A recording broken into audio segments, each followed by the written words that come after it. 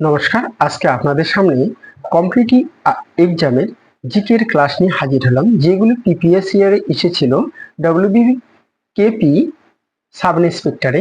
প্রথম কোশ্চেন কি আছে দেখো, আছে প্রাচীন সংস্কৃত গ্রন্থের জবনপ্রিয় বলতে নিম্নত কোনটিকে বোঝায়? গোলমরিচকে। দেখো, সংস্কৃত গ্রন্থের জবনিকা বলতে বলতে বোঝানো হতো গোলমরিচকে।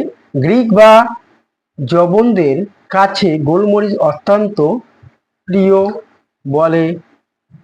ছিল বলে একে জবনিকা বলা হতো। নেক্সট কোশ্চেন দেখো, নিম্নত কোনটি একটি অপুষ্পক উদ্ভিদের উদাহরণ নয়? সেটা হচ্ছে স্পাইনাস। কি আছে অপুষ্পক উদ্ভিদের উদাহরণ হলো স্পাইনাল। কি আছে স্পাইরো গাইরা, তারপরে হচ্ছে অ্যাগারিকাস, ক্লোরেলা, মস, ফান ইত্যাদি। এগুলোর কি হয় না? ফুল হয় না। স্পাইনাস একটি ব্যক্তজীবী সপুষ্পক উদ্ভিদ, তাই এটি অপুষ্পক উদ্ভিদ নয়।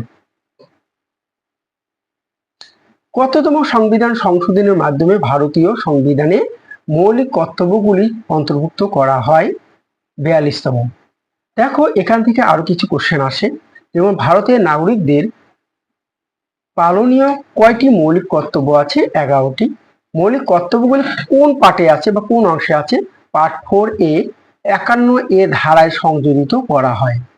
প্রথমত 1976 সালে 42তম সংবিধান সংশোধনীর মাধ্যমে 10টি মৌলিক কর্তব্য ও পরবর্তীতে 2002 সালে 86তম সংবিধান সংশোধনে 11তম মৌলিক কর্তব্যগুলি সংবিধানে যুক্ত করা হয়। মৌলিক কর্তব্যগুলি সোভিয়েত রাশিয়ার সংবিধান থেকে নেওয়া হয়েছে। এই কোশ্চেনগুলো খুব গুরুত্বপূর্ণ কম্পিটিটিভ এক্সামে।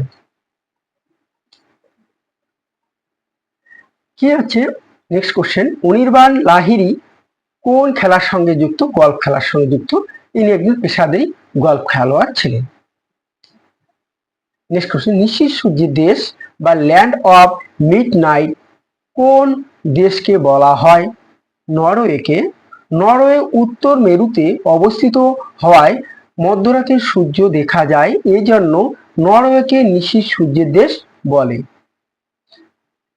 নরওয়ের রাজধানী হচ্ছে অসলো, মুদ্রা হচ্ছে নরওয়াজিয়ান ক্রোন। নেক্সট কোশ্চেন, সাতবাহন বংশের শ্রেষ্ঠ সম্রাট কে ছিলেন? গৌতমী পুত্র সাতকর্ণী। কণ্ব বংশ ও শুঙ্গ বংশের অবসান ঘটিয়ে শিমুক সাতবাহন বংশের প্রতিষ্ঠা করেন। সাতবাহনের রাজধানী ছিল পেঠান বা পৈঠান প্রতিষ্ঠা। দেখো, সাতবাহন বংশের কয়েকজন শাসক শিমুক, প্রথম সাতকর্ণী, গৌতমী পুত্র সাতকর্ণী ও বলিষ্ঠ পুত্র আর সাতকর্ণী হচ্ছে যজ্ঞশ্রী সাতকর্ণী। নেক্সট কোশ্চেন, শ্রীরঙ্গপত্তমের সন্ধি টিপু সুলতান ও কার মধ্যে স্বাক্ষরিত হয়েছিল? কর্নওয়ালিস। টিপু সুলতান হায়দার আলী কর্তৃক প্রতিষ্ঠিত মহীশূর রাজ্যের শাসক ছিলেন। ইংরেজ এবং মহীশূর রাজ্যের মধ্যে 4টি ইঙ্গ-মহীশূর যুদ্ধ সংঘটিত হয়েছিল।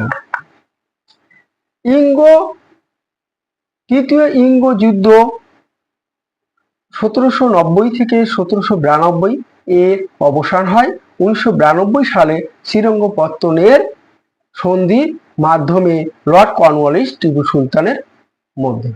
তাহলে শ্রীরঙ্গপত্তনের সন্ধি কাদের মধ্যে স্বাক্ষরিত হয়েছিল? সেটা হচ্ছে, এই কোশ্চেনটা আসে, সেটা হচ্ছে হয় কর্নওয়ালিস আর টিপু সুলতানের মধ্যে। নেক্সট কোশ্চেন, কি বলছে, একটি মানচিত্রে যে রেখার দ্বারা সমান বৃষ্টিপাত সমন্বিত স্থানগুলি নির্দেশ করা হয় তার নাম কি? তার নাম হচ্ছে আইসোহাইট। দেখো, আইসোহাইট কি? দেখো, যে কাল্পনিক রেখা সমান বৃষ্টিপাত যুক্ত অঞ্চলগুলিকে যুক্ত করে। আইসোহেল যে কাল্পনিক রেখা সমান সূর্যালোক যুক্ত অঞ্চলকে যুক্ত করে। আইসোনেপ যে কাল্পনিক রেখা সমান মেঘাচ্ছন্ন যুক্ত অঞ্চলকে যুক্ত করে। তারপরে হচ্ছে আইসোবার যে কাল্পনিক রেখা সম চক্রযুক্ত অঞ্চলকে যুক্ত করে। যদি আমার ক্লাসগুলি ভালো লাগে লাইক এবং সাবস্ক্রাইব করে পাশে থাকবেন।